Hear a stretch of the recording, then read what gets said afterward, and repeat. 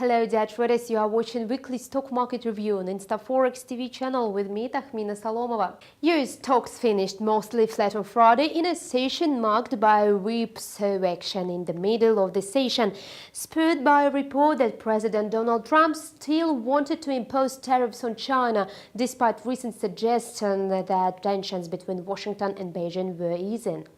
The S&P 500 index rose to 2,905, noting its fifth straight positive day, narrowly notching its longest streak in about 7 months.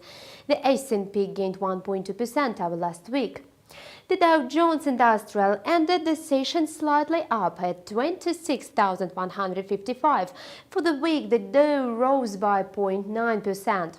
Meanwhile, the Nasdaq Composite Index gave up less than 0.1% to close at 8,010. The Nasdaq booked a 1.4% weekly gain. All three of the main benchmarks hung after reports said Donald Trump intended on imposing tariffs on China.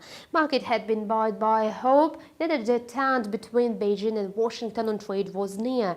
Separately, investors were keeping an eye on Hurricane Florence, which touched down in the Carolinas on Friday and was buffeting the coastline with heavy rains and wind. In corporate action, Boeing shares paired gain to close by 1.2% higher, while Caterpillar erased its gain to end by 0.4% lower.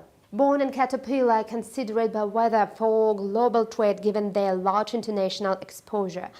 Meanwhile, shares of Tilray slumped by 9% after a report that the US government may ban those who invest to work in the industry. You have watched weekly stock market review on InstaForex TV channel. We wish you profitable deals. See you later.